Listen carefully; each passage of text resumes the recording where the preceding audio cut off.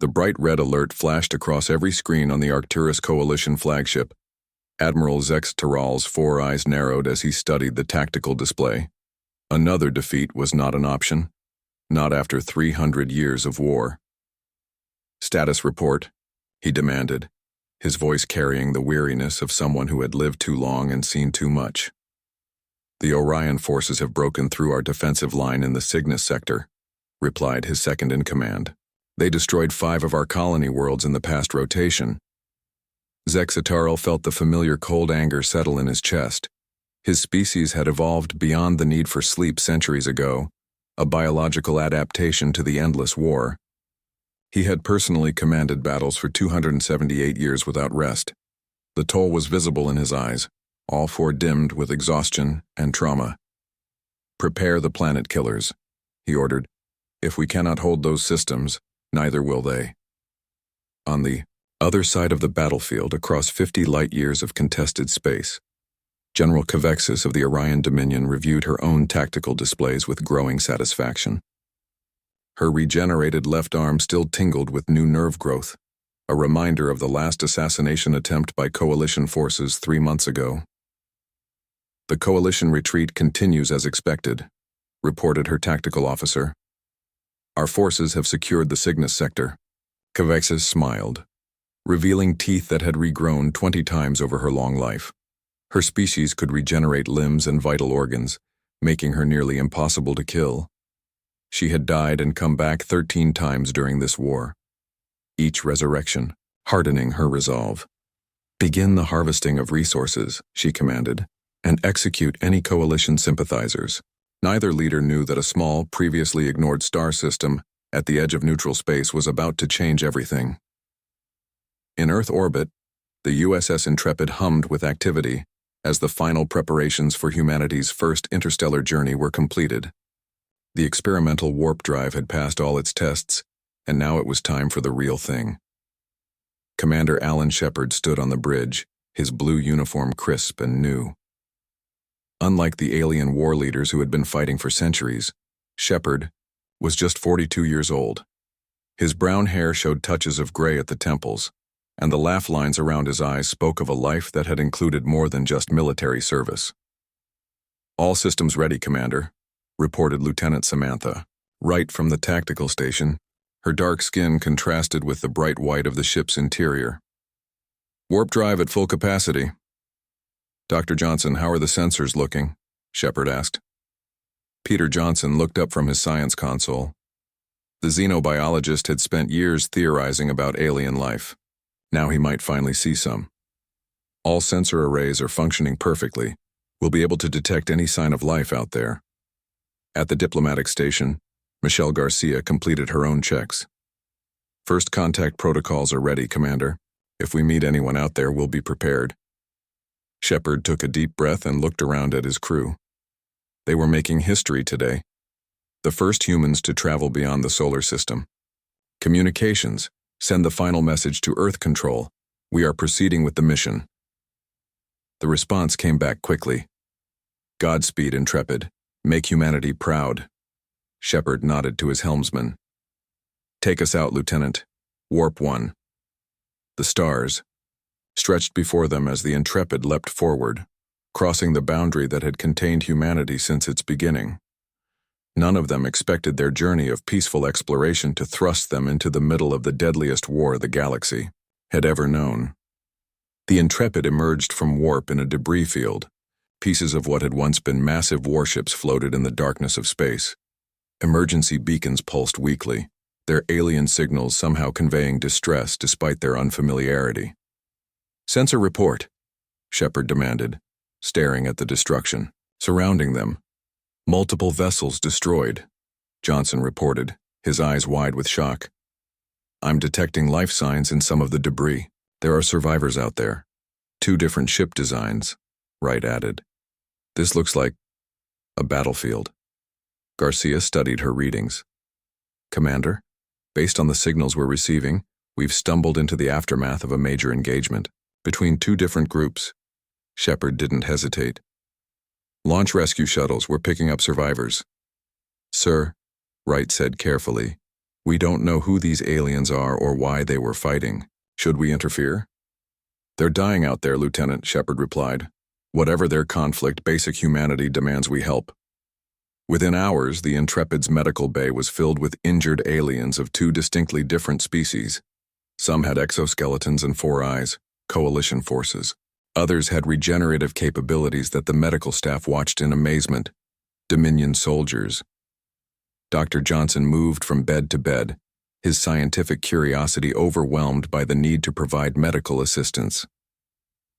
Their biology is fascinating, he told Shepard. Both species seem to have evolved specifically for warfare. The 4-eyed ones don't need to sleep. The regenerative ones can regrow limbs. Can you communicate with them? Shepard asked. Garcia approached with a small device. Our universal translator is making progress. It's analyzing their language patterns from their distress calls and what they're saying now. A wounded coalition officer suddenly grabbed Garcia's arm. His 4 eyes focused on her face as the translator began to work. Why, help, enemy? The rough translation came through. Garcia looked to Shepard, who stepped forward. We help all those in need. We don't know your conflict. The alien seemed confused by this answer. On another bed, a Dominion soldier was regaining consciousness. When she saw coalition members being treated nearby, she tried to rise, only to be gently restrained by medical staff. Impossible, the translator rendered her words. No one helps both sides. Shepard realized they had stumbled into something far bigger than they had anticipated. We are humans from Earth. We are explorers, not warriors. We help those in need, regardless of their affiliations. Both aliens fell silent, seemingly unable to process this concept. Later, on the bridge, Shepard met with his senior staff. What have we learned about this conflict? Johnson spoke first. Based on what our patients have told us, the Arcturus, Coalition, and the Orion Dominion have been at war for over 300 years. Their weapons technology, regenerative battlecruisers, and biological adaptations mean neither side can gain a permanent advantage. 300 years, Shepard whispered. That's longer than the United States has existed. The toll is unimaginable, Garcia added. Billions dead, entire planets destroyed, and neither side remembers exactly how it started. Wright looked troubled. Commander, both sides have sent messages to their fleets. They know we're here now. We have vessels approaching from both the Coalition and the Dominion. Hostile? Shepard asked. No, sir. They appear to be diplomatic ships. Garcia checked her readings. It seems our rescue of both sides has confused them. No species in their experience would risk themselves for both sides of a conflict. They want to know more about us. Shepard stood and straightened his uniform. Then we'll tell them. Humanity has just arrived on the galactic stage, and our first act was one of compassion, not conquest. Send them a message, Ms. Garcia. Tell them we wish to talk. As the human ship prepared to meet with representatives of both warring factions, neither Admiral Zex Terrell nor General Cavexis could have predicted that this small vessel from an unknown world would be the beginning of the end for their endless war. The galaxy's deadliest conflict was about to meet the one force it had never encountered before: human compassion. The diplomatic chambers of the USS Intrepid had never been designed for beings with 4 eyes or regenerating limbs. Yet here they were, representatives from both the Arcturus Coalition and the Orion Dominion, sitting across from each other without immediately reaching for weapons. It was something that hadn't happened in 3 centuries. Commander Shepard sat at the head of the table, with Michelle Garcia to his right. The translator devices worked overtime as they tried to make sense of the complex alien languages. Let me be clear, Shepard said, his voice calm but firm. We had no intention of inserting ourselves into your conflict. We are explorers from Earth, a planet that only recently developed faster than light travel.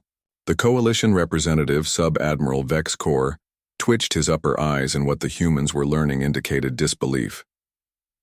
Yet you rescued both Coalition and Dominion forces without discrimination. A concept we cannot process, added Dominion envoy Talarex, whose left arm was visibly growing new skin as she spoke. In war, one chooses sides. Garcia leaned forward. On Earth, we have organizations dedicated to helping all wounded in conflicts, regardless of which side they fight for. We call this humanitarian aid. Both aliens stared at her as if she had grown an extra head. This concept of humanitarian aid. It serves what tactical purpose? Asked VexCore. It serves no tactical purpose, Shepard explained. It serves a moral purpose, to reduce suffering.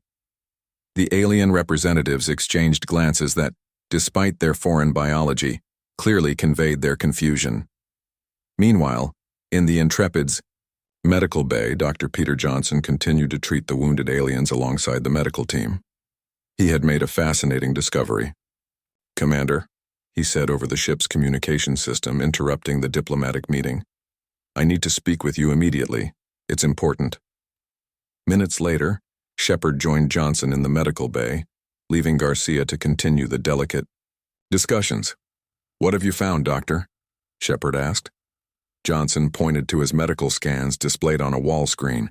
These two species have been at war for so long that they've evolved specifically for it. The Coalition species eliminated their need for sleep to maintain constant vigilance. The Dominion developed extraordinary regenerative abilities to survive. Wounds. We already know this, Shepard said. Yes, but here's what's fascinating. They've both lost certain basic adaptive capacities that humans still possess. They've become so specialized for war that they've sacrificed general adaptability. Explain, Shepard urged. The Coalition members can't experience deep rest states necessary for creative problem-solving. The Dominion individuals have lost the ability to form certain types of emotional memories, particularly those related to empathy for beings unlike themselves. And humans have both these abilities? Johnson nodded excitedly. Yes, we can see both sides in ways they literally cannot perceive themselves. We might be uniquely positioned to understand this conflict in ways they never could.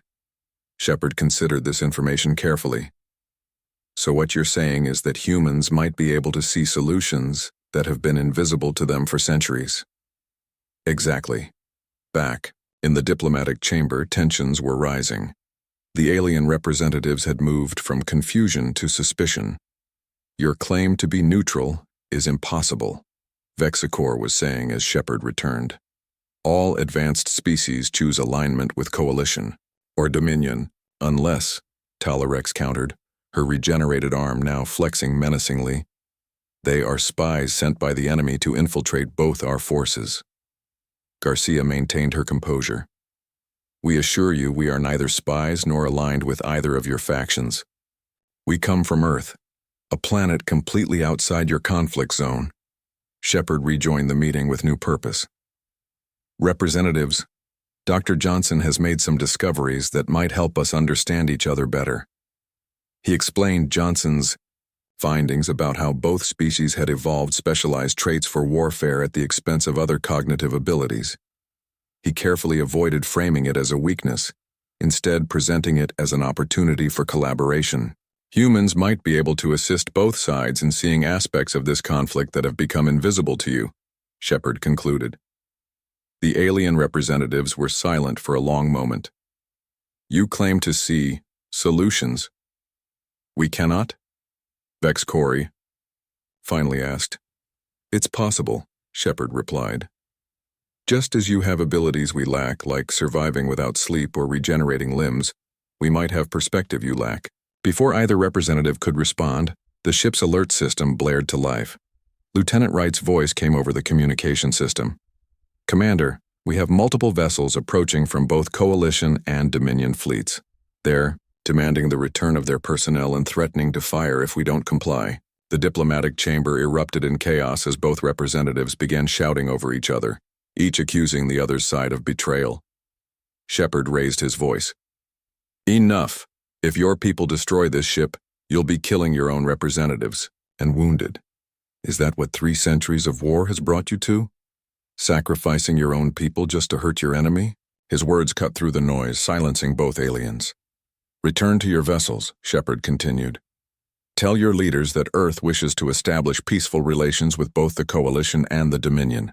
We will return your wounded once they are healed. But we will not be threatened. The representatives were escorted to separate shuttle bays while Shepard returned to the bridge. The view screen showed dozens of warships from both factions surrounding the tiny Earth vessel. "They're scanning us," Wright reported. "Both sides seem surprised by our technology level." "Our warp drive is advanced," Garcia observed, "but their weapon systems are far beyond ours." "We can't fight our way out," Shepard acknowledged. "So we won't try. Open a channel to all vessels." When communications confirmed the channel was open, Shepard stood tall before the view screen. "This is Commander Alan Shepard of Earth. We have rescued your wounded and treated them equally regardless of faction. We now offer to serve as neutral mediators in your conflict. We have no stake in either side's victory and seek only to reduce suffering. We will remain in this position for 24 hours. If you wish to speak, we will listen. If you wish to fire, we will not return fire, as we are not warriors. The choice is yours." The bridge crew stared at Shepard in shock. "You're betting our lives that they won't shoot?" Wright whispered. "I'm betting our lives that they're as tired of war as we would be after 3 centuries of fighting," Shepard replied softly. Hours passed in tense silence. Neither fleet fired, but neither did they leave. The Intrepid remained surrounded by enough firepower to destroy a small planet. Then, just as the 24-hour deadline approached, 2 small shuttles detached from the opposing flagships, one from the Coalition command vessel and one from the Dominions. "We're receiving transmission requests from both Admiral Zexateral of the Coalition and General Cavexis of the Dominion," Garcia reported, her voice tinged with disbelief. "They're both requesting to come aboard. Personally." Shepard allowed himself a small smile. "Prepare the diplomatic chamber again and contact Earth. Tell them we're going to need more ships out here, diplomatic ones." The crew exchanged glances of cautious hope as Shepard gave the order to allow the 2 most powerful military leaders in the known galaxy to board their small vessel.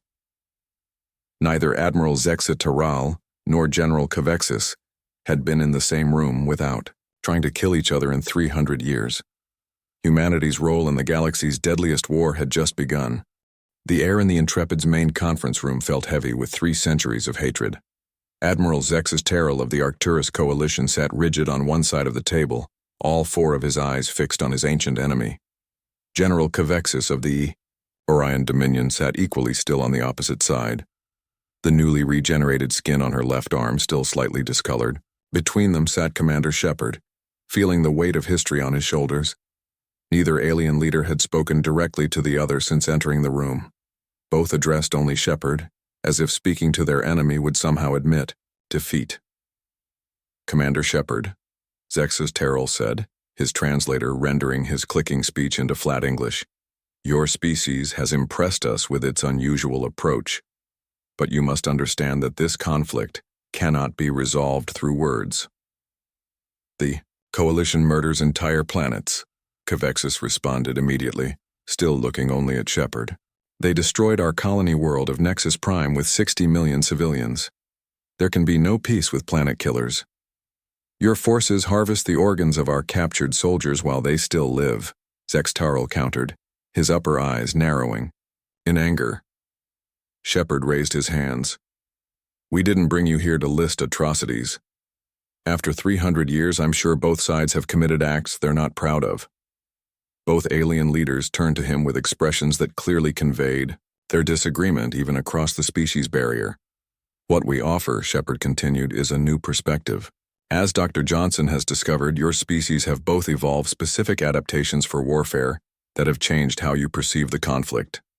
Humans might see options that are literally invisible to you both." Cavexis made a sound that the translator didn't catch. "You speak of our biology as if it is flawed. The Dominion's regenerative capabilities are our strength, as is our ability to function without sleep," Zexateral added. "These are advantages, not weaknesses." Peter Johnson stepped forward from where he had been standing near the wall. "They are specialized adaptations with trade-offs, just as all evolutionary changes involve trade-offs. Your species have sacrificed certain neural pathways to gain your specialized abilities." Michelle Garcia, who had been quietly observing, joined the conversation. May I ask both of you a question? What was the original cause of this war? The alien leaders were silent for a long moment. The Dominion attacked our research outpost in the Deneb sector, Zexteral finally said, after coalition ships violated our sovereign territory, Cavexis countered. But what was the specific dispute? Garcia pressed. What were you fighting over initially? Neither alien could provide a clear answer. After 3 centuries, the original cause had been lost beneath layers of revenge, counterattacks, and hatred. Samantha Wright entered the conference room, leaning close to Shepard's ear. Sir, the USS Concord has arrived from Earth with the diplomatic team. Shepard nodded. Please escort them here. Minutes later, Captain Eric Rogers entered with his specialized team.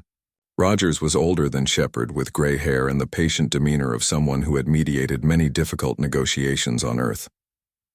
Admiral Zexteral, General Cavexis, Shepard said. This is Captain Rogers, who leads Earth's diplomatic mission. His team has been specially trained to help with complex negotiations. Rogers stepped forward, his hand extended in greeting before he remembered that neither alien used this custom. He smoothly transitioned to a respectful nod. I'm honored to meet you both, Rogers said. May I introduce my team? This is Grace Williams, our cultural analyst, John Miller, our strategic advisor, and Lisa Brown, our psychological expert. The aliens regarded the newcomers with a mixture of curiosity and suspicion. More humans to mediate? Cavexis asked. What makes you think you can succeed where 300 years of attempts have failed? Because we're not trying to force an immediate solution, Rogers replied. We're here to listen first. Over the next several hours, the human team did exactly that. Williams asked detailed questions about both cultures, taking careful notes about social structures, values, and beliefs. Miller reviewed the strategic situation with both leaders, examining the current battle lines and resource allocations. Brown observed the psychological responses of both aliens, noting reaction patterns that even they seemed unaware of. During a break, the human team gathered in a separate room to compare notes. They've been fighting so long that war has become their primary cultural identity, Williams reported. Both societies are entirely structured around the conflict. Strategically, they've reached a perfect stalemate, Miller added. Every advance by one side is eventually countered by the other. Their military doctrines have evolved in parallel, like competing species. Brown nodded. Most concerning is the psychological aspect. Both species show signs of what we would call collective trauma responses. They literally cannot imagine peace anymore because war has become their baseline reality. Rogers considered this information. So what do?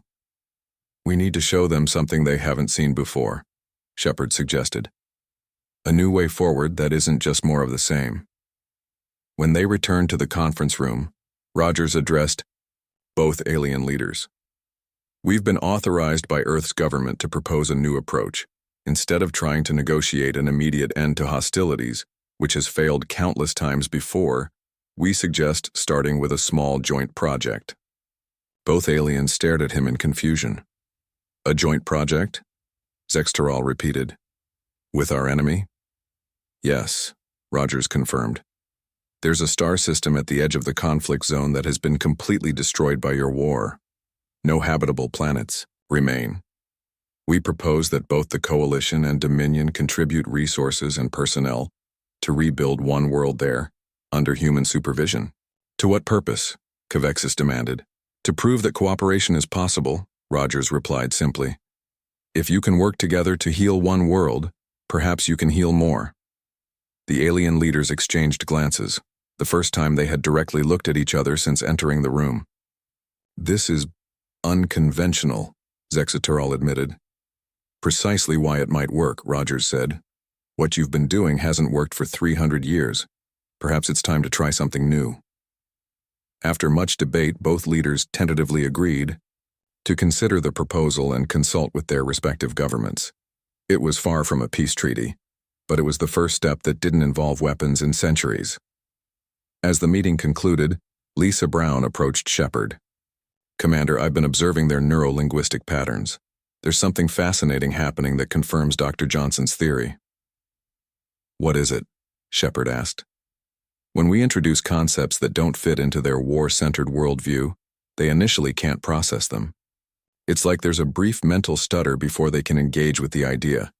It's not that they're unwilling to consider peace, they literally have difficulty conceptualizing it. So how do we help them see what they can't see? By showing them, not telling them, Brown replied. That's why Roger's proposal is so perfect.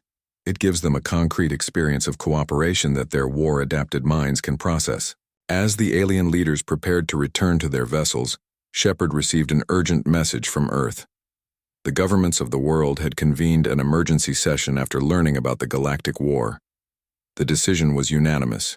Humanity would commit fully to the peace process. Admiral Zex Terrell, General Cavexis, Shepard announced, Earth is sending a full diplomatic fleet. The flagship USS Conciliator will arrive within the month, carrying our most experienced negotiators and peacekeepers. For the first time, both alien leaders showed the same expression, surprise. Your small world would risk so much for a war that isn't yours? Zexa Terral asked. Shepard smiled slightly. That's what humans do. We help where we can. As the alien leaders departed the Intrepid, neither had committed to peace, but neither had ordered an attack either. After 3 centuries of constant warfare, even a pause was progress. Humanity had taken its first real step onto the galactic stage. Now they needed to show the galaxy's oldest enemies that there was a better way forward than endless war. The USS Conciliator moved slowly through space, its massive hull gleaming in the light of an alien sun. Unlike the warships that surrounded it, the Conciliator carried no weapons.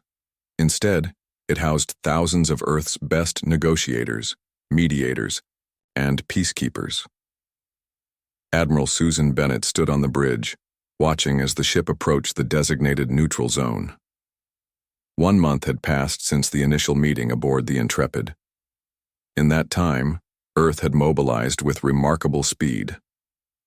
The United Nations had created a new galactic peace division. Countries that had been enemies for decades now worked together, recognizing that humanity's role in space required unity. Status report, Admiral Bennett requested, her calm voice hiding the tension she felt. Coalition and Dominion ships are maintaining their positions on either side of the neutral zone, reported her second-in-command. No weapons charged on either side. Bennett nodded. This tentative ceasefire in one small sector was fragile, but it was a start. Meanwhile, the war continued to rage across thousands of other star systems. The joint project team is ready to begin shuttle down to the planet's surface, another officer announced. The planet below them, once called Helios by its original inhabitants, had been destroyed early in the war. Its oceans had boiled away, its atmosphere stripped by weapons that humans could barely comprehend. Now it would become the first test of cooperation between the ancient enemies. Commander Ryan Cooper led the human team that would supervise the joint effort. His shuttle descended to the surface alongside vessels from both the Coalition and Dominion. As they landed on the barren, cracked ground, Cooper felt the weight of responsibility on his shoulders. Remember, he told his team as they prepared to exit the shuttle, we're not just rebuilding a planet, we're rebuilding trust. Outside, the alien teams emerged from their respective vessels. Coalition workers with their 4 eyes scanned the surroundings suspiciously. Dominion workers flexed limbs that could regenerate if damaged, as if expecting an attack. The 2 groups stayed far apart, watching each other with centuries of hatred. Cooper stepped between them. Welcome to Project Renewal. Today, we begin the work of healing this world together. The aliens didn't respond. Cooper hadn't expected them to. Actions would speak louder than words. Coalition team, please set up your atmospheric processors to the east. Dominion team, your water reclamation systems to the west. Human team will coordinate between the 2. Slowly, reluctantly, the aliens moved to their assigned tasks. Not a single word was exchanged between the 2 enemy groups. In orbit above them, another important meeting was taking place. Lieutenant Kate Martinez had arrived with her cultural exchange team. Her mission was perhaps the most ambitious of all, bringing young aliens from both factions to meet each other face to face. "The chambers are prepared, Admiral," Martinez reported to Bennett aboard the Conciliator. "We've created a neutral space with no symbols from either faction." Bennett nodded. "And the participants?" "6 young members from each side have volunteered. They're the first of their kind to participate in such an exchange. Most have never seen their enemy except in battle. Good luck, Lieutenant. If we can change how the younger generations see each other, we might actually have a chance at lasting peace." Martinez took a deep breath and entered the exchange chamber. The young aliens sat rigidly on opposite sides of the room. Unlike their leaders, these were not high-ranking officers but ordinary citizens, scientists, educators, engineers. They had been brave enough to volunteer for this unprecedented meeting. "Welcome," Martinez began. "You are making history today. For the first time in 3 centuries, young people from the Coalition and Dominion will speak directly to each other without weapons between you." The silence was deafening. "We'll start simply," Martinez continued, undeterred. "Each of you will share your name and something about your daily life that has nothing to do with the war." The simple exercise took hours. Each alien struggled to describe any aspect of their existence that wasn't shaped by the conflict. Their cultures, educations, even family structures had been formed around warfare for so many generations that peace seemed foreign. But by the end of the day, something remarkable had happened. A young Coalition scientist had asked a question about Dominion poetry. A Dominion engineer had explained how their environmental systems worked. These weren't major breakthroughs, but they were conversations, not battle plans. Meanwhile, on Earth, thousands of families had volunteered to host young aliens from both factions. The idea was radical. Bring these youth to a world untouched by their conflict. Let them experience a society built on something other than war. Back on Helios, weeks turned into months. The joint project continued with strict separation between the 2 teams. But Cooper noticed something changing. The alien workers began to watch each other, not just with suspicion, but with curiosity. They observed how the other side approached problems, sometimes even adopting techniques they saw working well. The breakthrough came unexpectedly. Chief Engineer Daniel Foster had been studying the regenerative technology the Dominion used for healing their wounded. One day he approached Cooper with excitement in his eyes. "I've figured it out," Foster said. "The Dominion's regenerative technology, it's not just for healing bodies. With modifications, it could heal planets." "Explain," Cooper urged. "Their technology accelerates biological processes at the cellular level. If we scale it up and combine it with the Coalition's atmospheric manipulation systems, we could speed up planetary recovery by decades, maybe centuries." Cooper immediately brought the idea to both alien team leaders. To his surprise, neither rejected it outright. The Coalition team leader, his 4 eyes blinking in rapid succession, actually seemed intrigued. "To use our technologies together. It has never been attempted."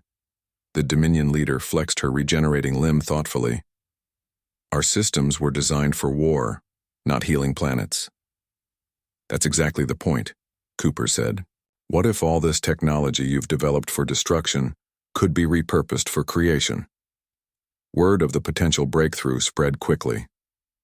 Aboard the Conciliator, Admiral Bennett received reports from both the Coalition and Dominion High commands.